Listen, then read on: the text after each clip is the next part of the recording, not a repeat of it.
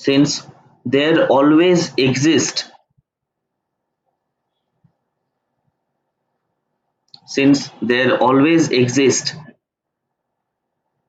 some market imperfections.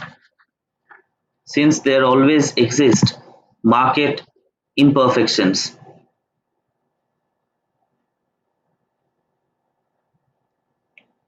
Swati, it's rarely found in practice.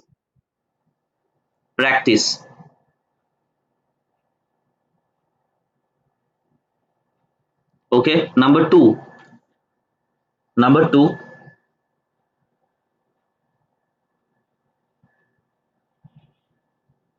is existence of flotation cost. Number two is existence of flotation cost.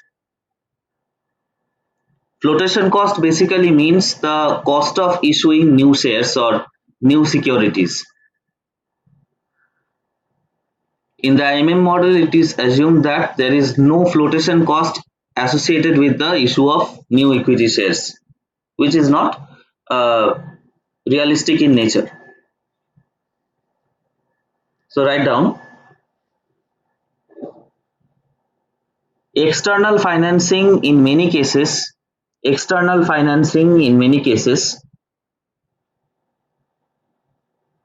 involves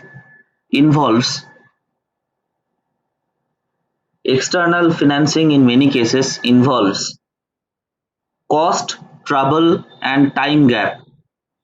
Cost, trouble and time gap. Cost, trouble and time gap. Full stop. So the company will prefer internal financing. So the company will prefer internal financing to external financing.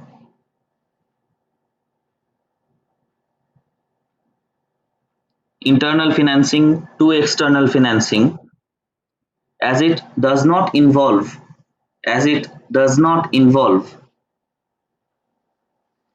the cost, trouble and time gap. The cost, trouble and time gap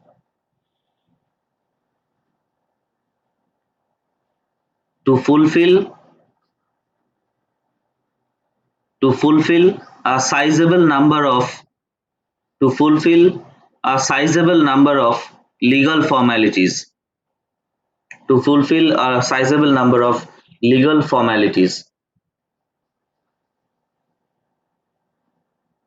Full stop.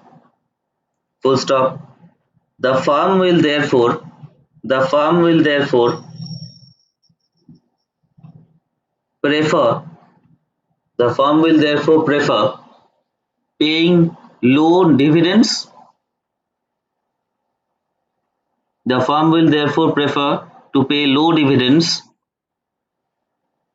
or no dividends at all.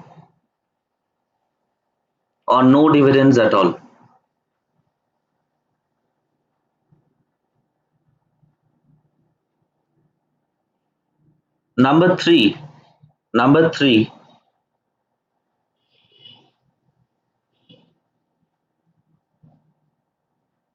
tax effect. Number three, tax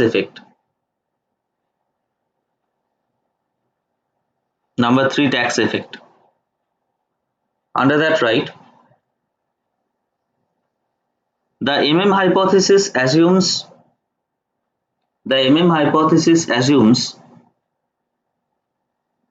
the absence of taxes.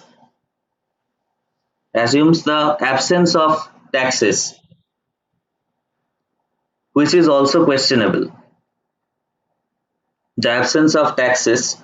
is also questionable.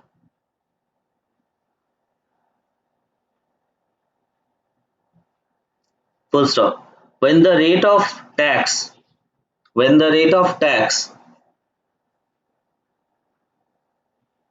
is same for current dividend and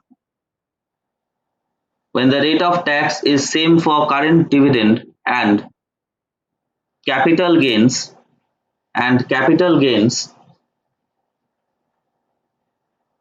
then this assumption is true. Then this assumption is true.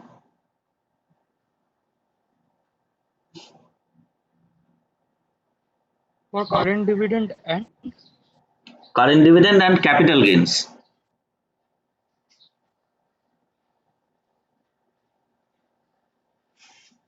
Okay, then this assumption is true.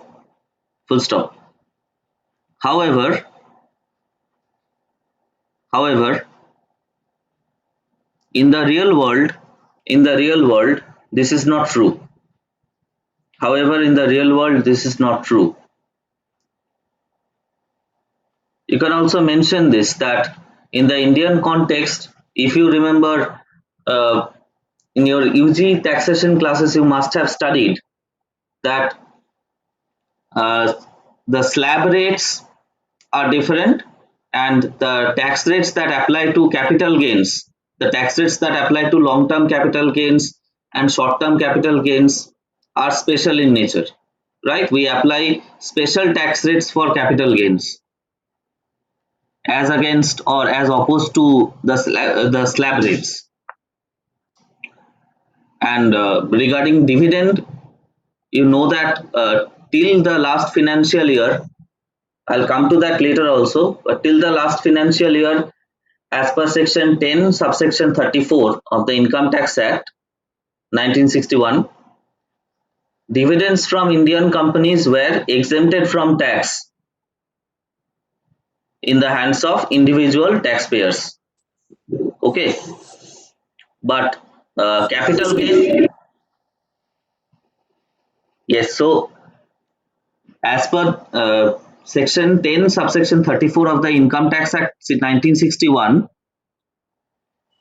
dividends from Indian companies were exempted from tax. If you are an individual and you receive a dividend from an Indian company, you do not need to pay tax on such dividend income. Okay, since it is specifically exempted. Clear? It's a different thing that from this financial year 2020-21, this dividend this exemption is going away. You will now need to pay taxes on dividends. They will be taxable in your hands as income from other sources. But at least till the last financial year, it was there.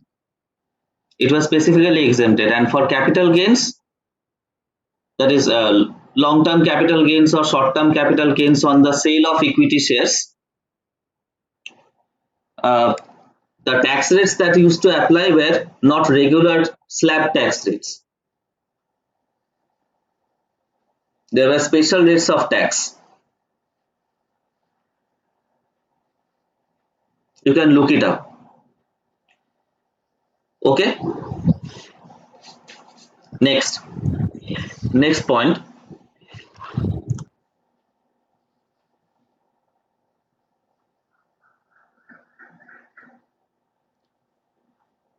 Desires to diversify investment portfolio. Desires to diversify. Yes, next point. Desires to diversify investment portfolio. Desires to diversify investment portfolio. Under that right, shareholders may like to invest in other firms. Shareholders may like to invest in other firms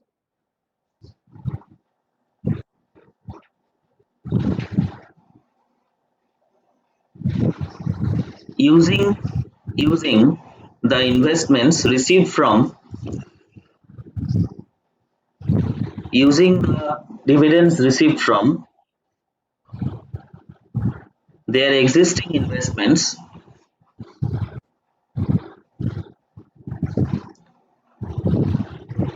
using the dividends they receive from their existing investments in order to diversify their investment portfolio. In order to diversify their investment portfolio. dividends received from the existing. From the existing investments.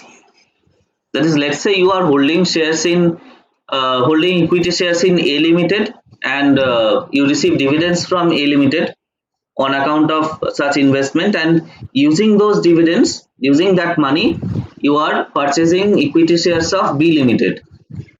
Okay,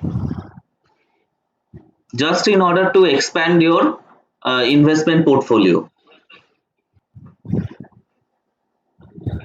So investors might do that,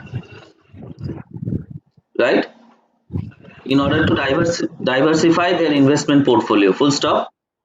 As such, as such, as such,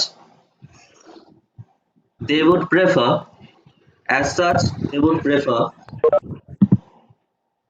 As such, they would prefer to get current dividends.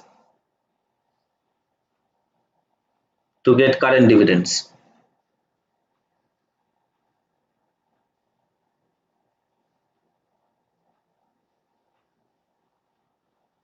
Next, we come to. Next, we come to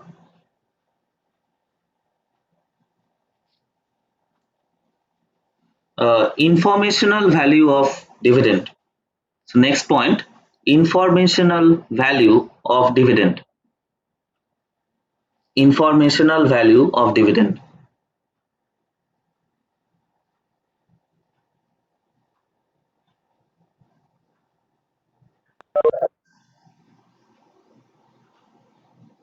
Under that, right, it is contended that it is contended that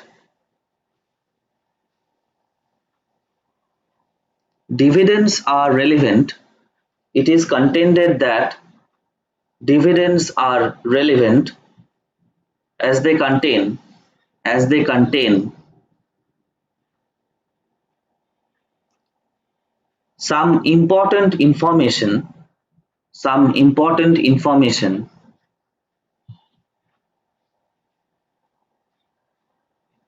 for the shareholders. Some important information for the shareholders. Full stop. The payment of dividend conveys information. The payment of dividend conveys information about about the profitability and growth prospects about the profitability and growth prospects of the firm. About the profitability and growth prospects of the firm. Full stop. A change in dividend policy. A change in dividend policy signals to investors. A change in dividend policy signals to investors about the firm's earnings position. About the firm's earnings position.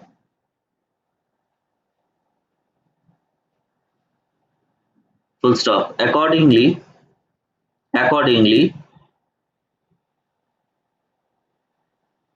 the market price of the shares may be affected. Accordingly, the market price of the shares may be affected.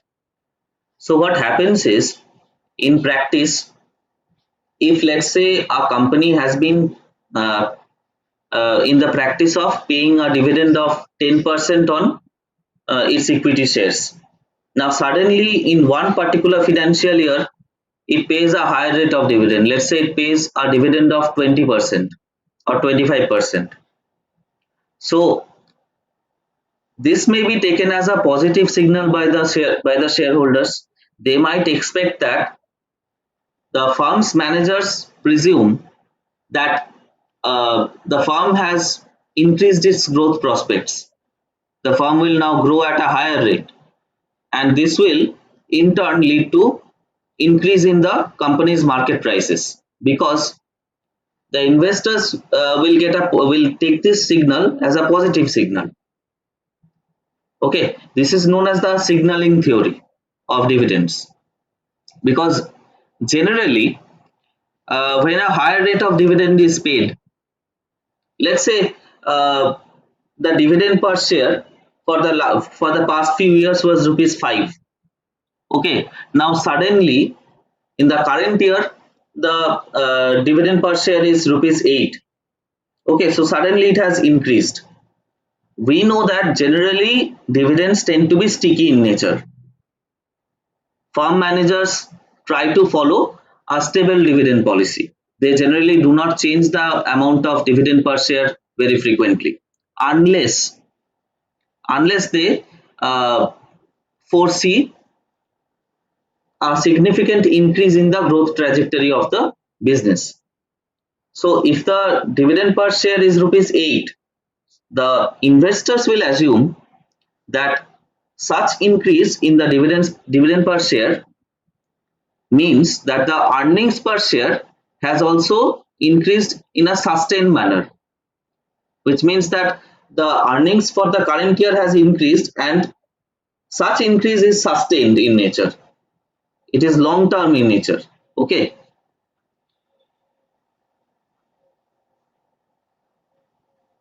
so clearly dividends, the amount of dividends that you pay, if there is a sudden change in the dividend policy, that sends out uh, a significant signal for the investors, for the shareholders. So we can't really say that the price of equity shares is independent of the amount of dividends paid.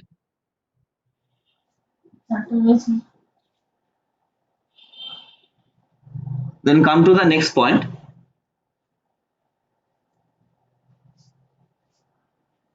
Come to the next point. Irrational behavior of investors. Irrational behavior of investors.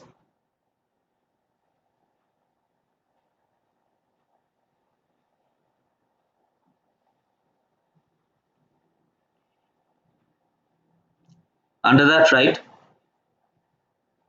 The assumption that investors always act rationally.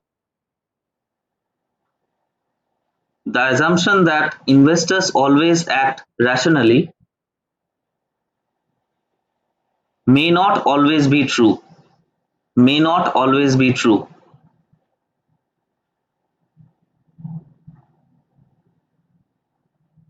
Full stop. An investor may buy. An investor may buy underpriced stock. Underpriced stock,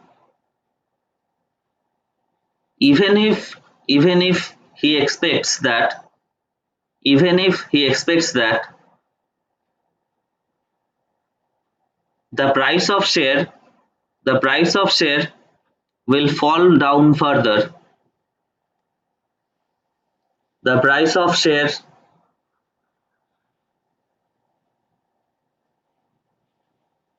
will fall down further and may sell overpriced stock and may sell overpriced stock, even though the share prices even though the share prices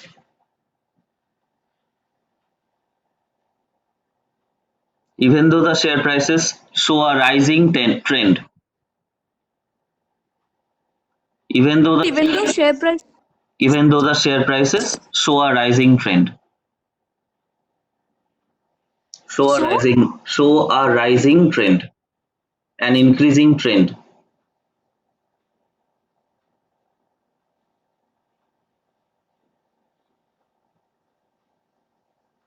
And finally, last point, risk aversion. Risk aversion.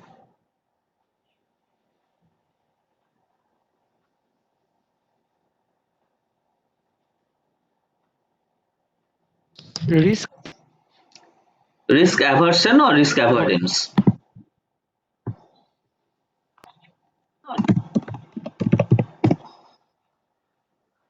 Risk aversion or risk avoidance? Okay, under that, right?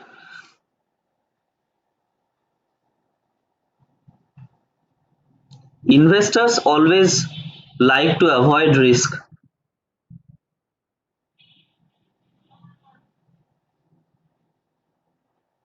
Investors always like to avoid risk due to due to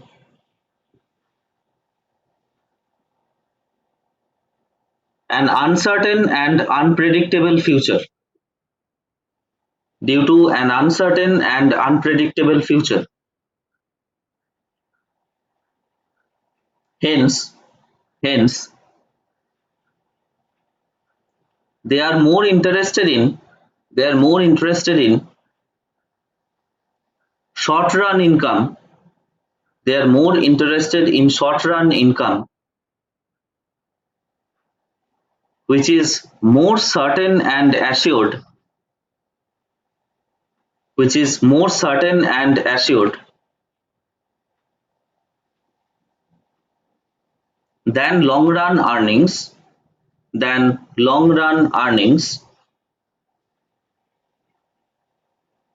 which are highly unpredictable, which are highly unpredictable.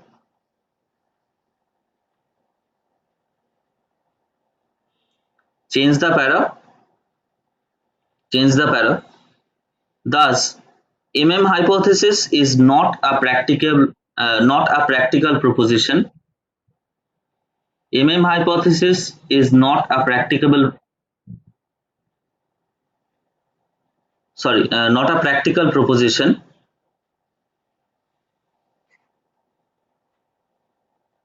It will not hold good. It will not hold good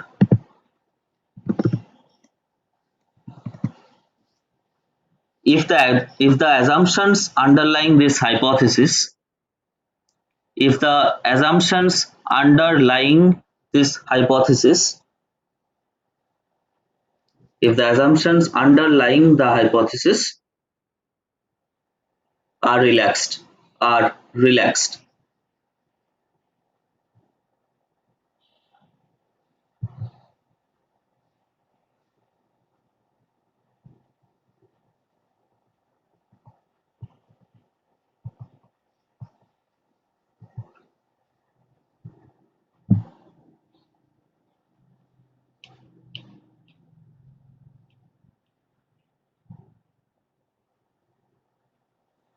Okay,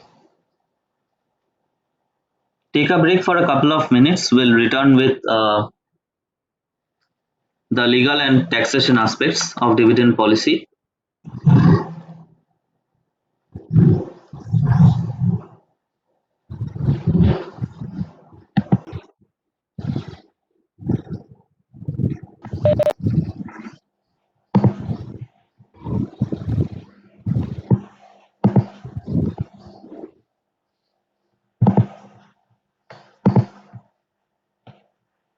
Okay, so we come back with the legal and taxation aspects of dividend policy. Let me share this document with you.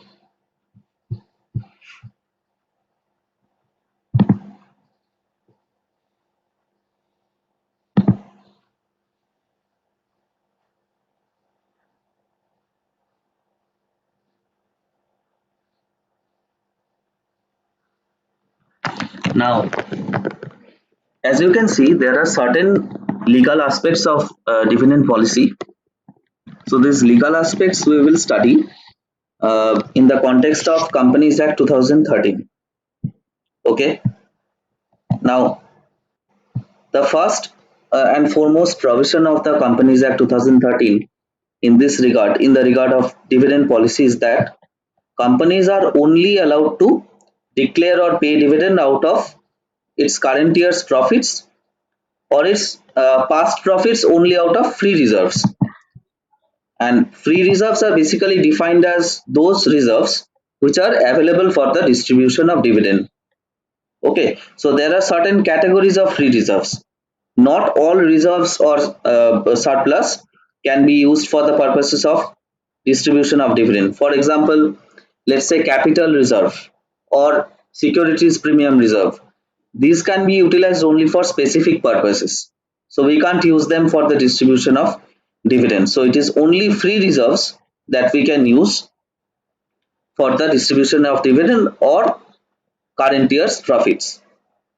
And another important portion is that after providing depreciation, okay, which means as per Companies Act 2013, the dividend which is intended to be paid or intended to be distributed must be out of profits after charging depreciation. Okay. Now, next we come to the second point. Before declaration of dividend, a company may transfer a portion from the profit to the reserves of the company, and the company is free to decide the percentage for such transfer to the reserve. Now, in the Companies Act, when we had Companies Act 1956, there were a certain set of rules called the companies transfer to reserves from profits, or companies transfer from profits to reserves rules 1975, as per which, based on the percentage of dividend paid, a certain portion of the profits after taxes had to be transferred to the general reserve. Now there were certain slabs specified, that let's say if you pay a dividend of 2.5%, or let's say you are paying a dividend of 10% on the face value of equity shares, then you have to transfer minimum 2.5% of your profits after taxes to the general reserve.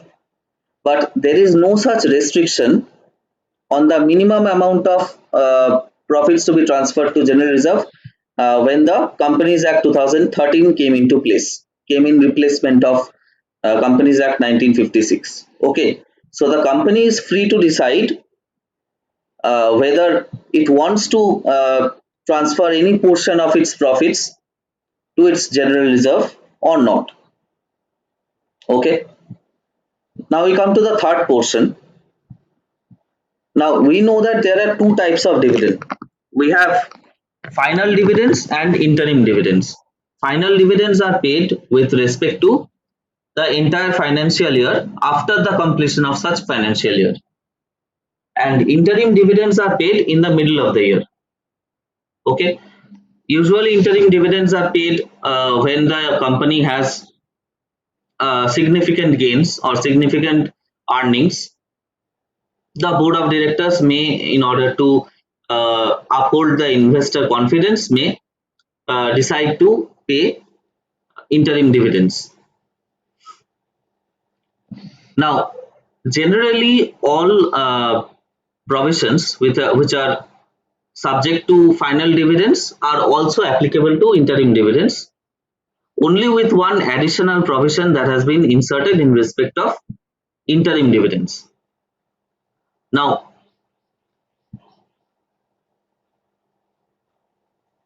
let's say a company has declared an interim dividend as on 9/7/2020. Clear? Now,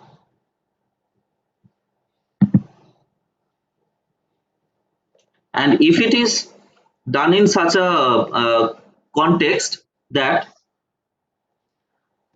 the company has incurred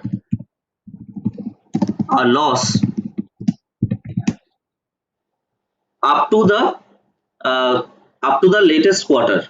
Okay, so the company's quarters are April to June, July to September, October to December, and January to March, right?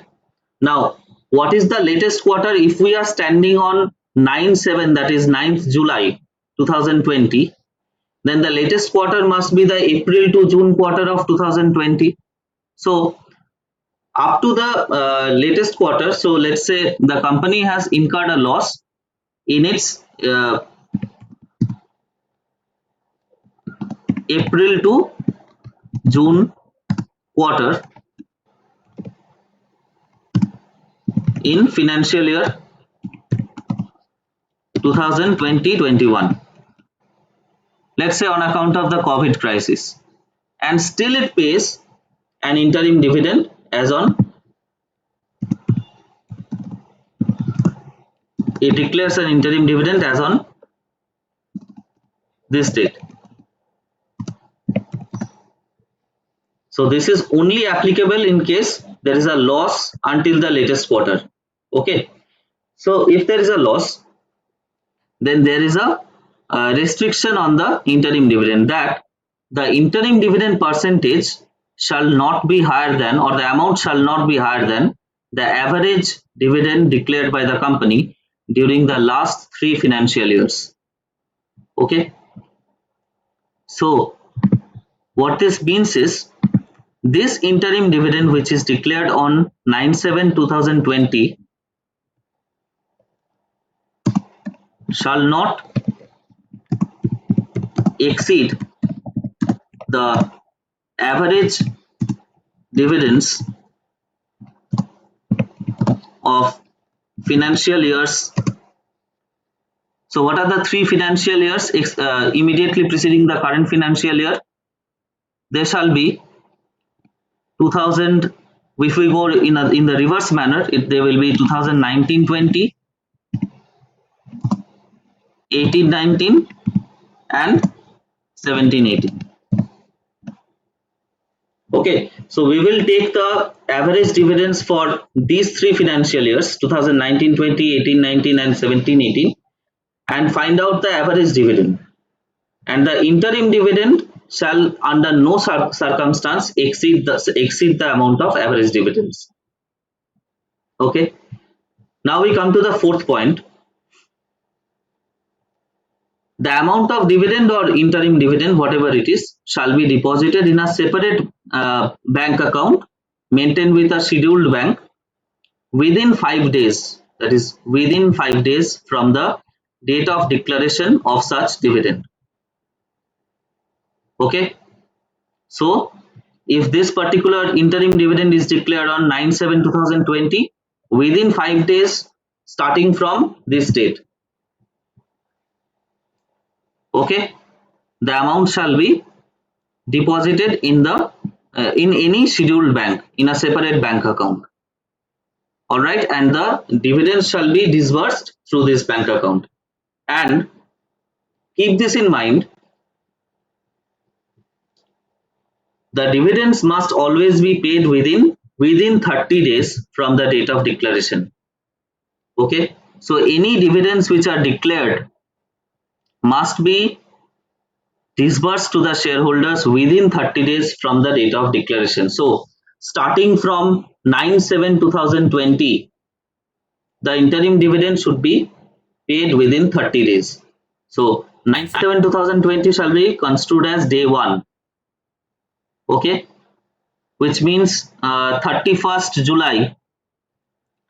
31st July is what is which date or which day? 31 minus 9 is 22.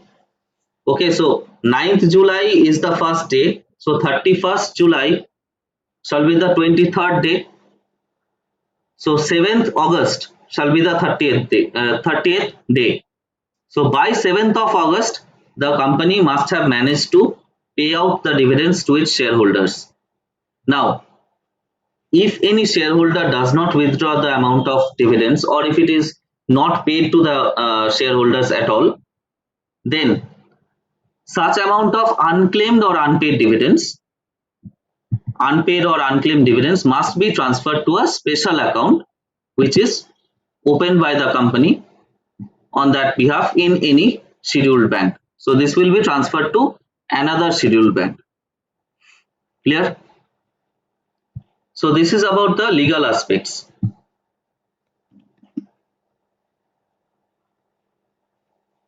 Regarding the taxation aspect, now there are two things that you have to remember. First of all, taxation of dividends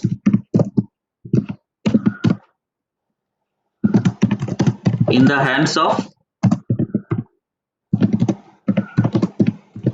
shareholders.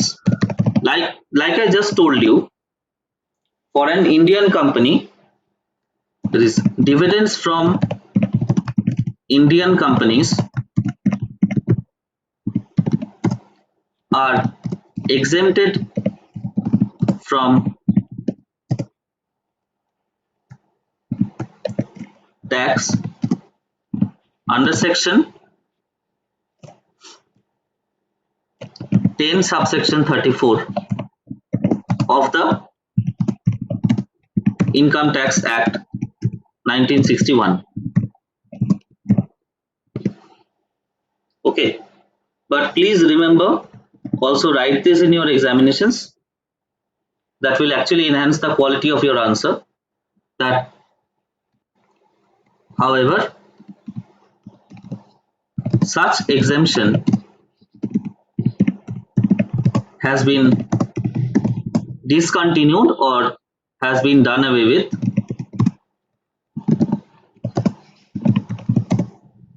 with effect from financial year 2020-21. Okay, so from 1st April 2020, if you receive any dividend from any Indian company, that will be chargeable to tax as income from other sources. Clear? Now, India is an interesting case study. It is the only possible. It is the only country in the entire world where we have something called the dividend distribution tax.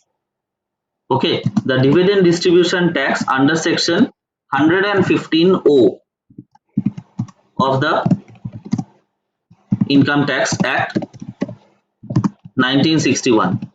Now, as per this particular provision, okay, we have already established that that dividends from Indian companies are not chargeable to tax, right?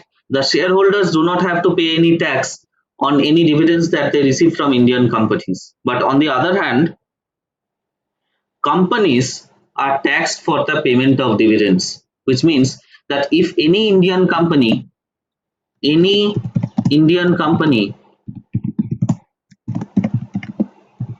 which pays dividends to its shareholders have to pay a dividend distribution tax on such dividends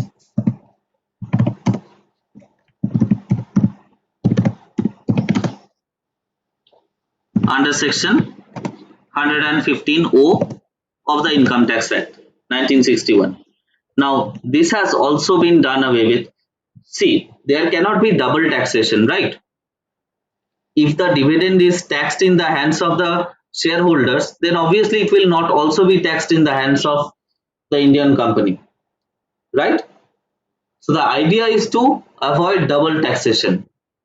Since this particular exemption has been removed, this exemption has been removed with effect from financial year 2020-21, which means that from now on, individual investors or individual shareholders will have to pay the taxes on dividend income. Then it no longer makes sense to tax Indian companies for the payment of dividends. So this particular section 115O, has also been discontinued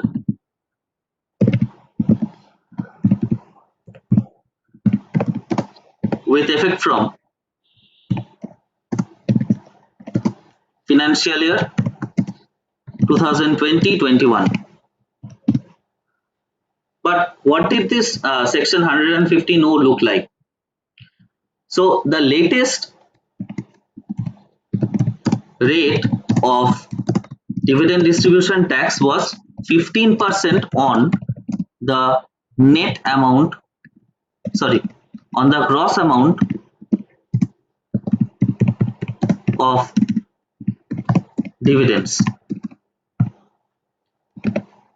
Now, how did this used to work? Let me illustrate it to you with the help of an example. Let's say the amount of dividends declared by an Indian company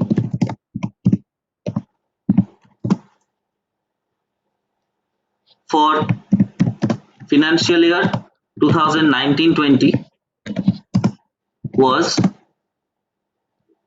rupees 270 lakhs or 270 crores. Okay, now this amount of 270 crores that will be actually distributed to the shareholders shall be regarded as the net dividends. But as we can see, DDT is calculated on the gross amount of dividends. So we have to basically gross up this amount of 270 crores. Okay. So what is the difference between gross and net? The difference between gross and net is basically represented by the amount of DDT. So we can say that gross dividends, or rather net dividends, equal to gross dividends minus dividend distribution taxes.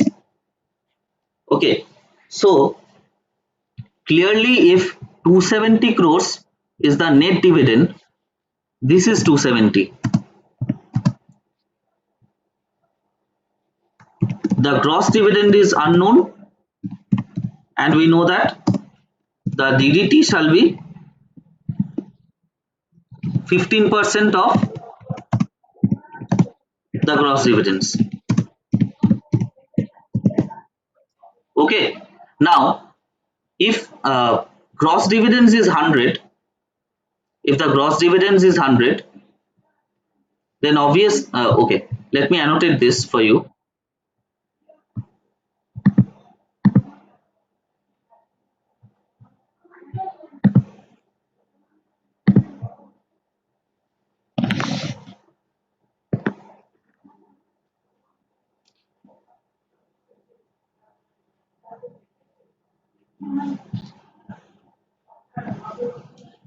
If the gross dividends represent 100%, then obviously DDT represents 15, and this,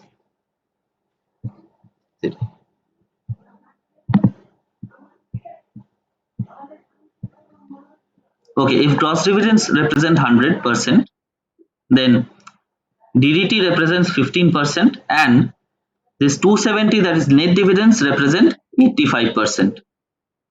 Okay, so the amount of DDT payable in the context of, so DDT so first we have to gross up the amount of dividends. Okay, grossing up the net dividends, gross dividends would come to 270 crores into 100 divided by 85.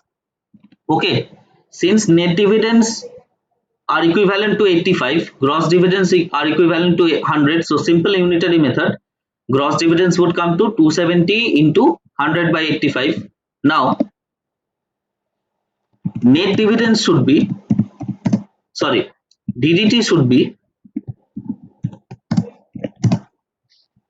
15% of gross dividends, that is this amount multiplied by 15 into 100. Okay, so 270 crores into 100 divided by 85 multiplied by 15 divided by 100. So if we get rid of these hundreds, what we ultimately get is 270 crores into 15 divided by 85. Okay, so effectively what happens is, for every 85 rupees of dividends paid, we have to pay a dividend distribution tax of 15 rupees. Okay, so this is how dividend distribution tax used to be computed, but this has been discontinued from financial year 2020-21. You can work out this particular amount. How much does it come to? Just work out the amount.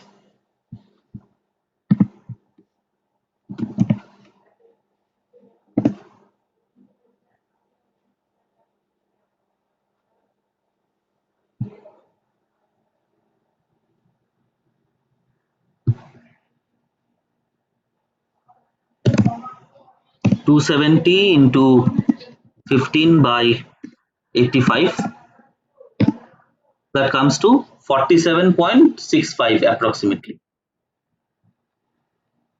47.65 approximately.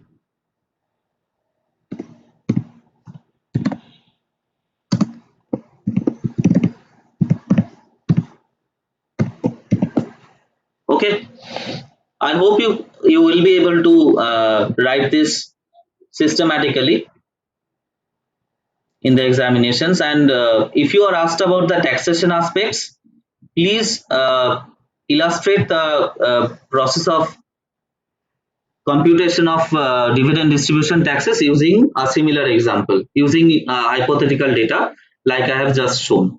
Okay, you might not take it as 270 crores, you might take it as some other amount, but please do use an example. That actually enhances the quality of your answer.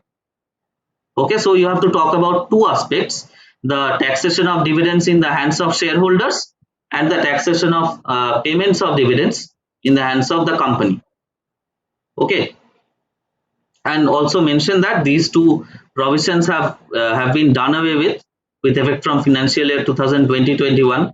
So what has effectively caused a change is that previously companies had to pay taxes for the payment of dividends. Now investors or shareholders will pay taxes for the amounts of dividend that they receive. Okay, so that's all. And please remember that legal aspects and taxation aspects is a very important, or probably the most important topic from dividend policy. It is very important for your examinations, because this is something that we are doing for the first time. We have not done in our UG classes. Okay, Pooja, please rectify the amount. It is coming to 47.65. Okay, 47.65 crores.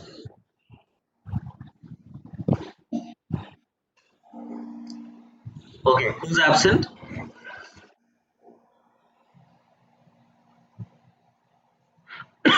Who's absent? Well, let me check the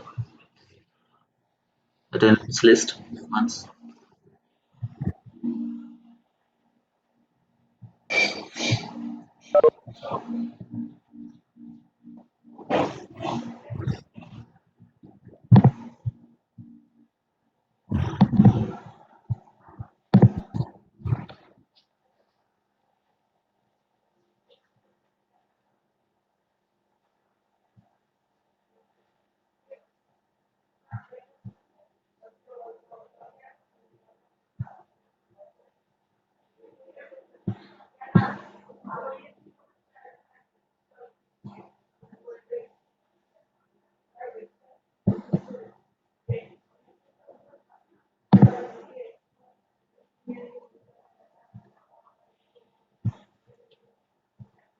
I'm just calling out.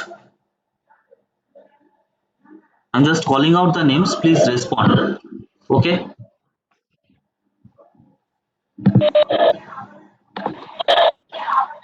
Dolly, roll number present. Yes, sir. Okay. Pooja, Yes, sir. Devotru, Yes, sir. Rama, Rama. Yes, sir. Okay. Pallavi, Lavanya, present. Yes, sir. Abhishek, Yes, sir. Swati, Yes, sir. Sharanya,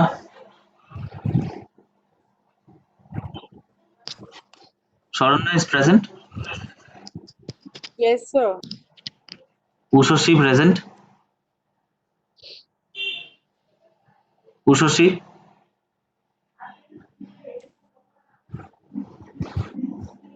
Yes, sir.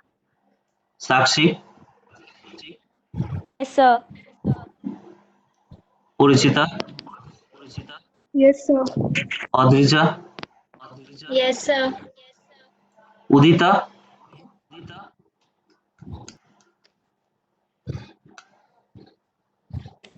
Oyon,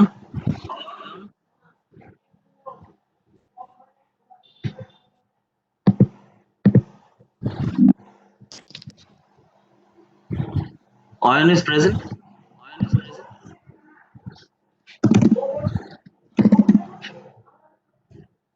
Oyon was there. Okay. Shantam, Present, sir. Devnath. Yes, sir. Okay, so probably Udita was absent. Okay, thank you very much. Thank you, sir. Thank you, sir. Do I need to share the material with you? Yes, sir. Okay, I'll do that. Thank you, sir.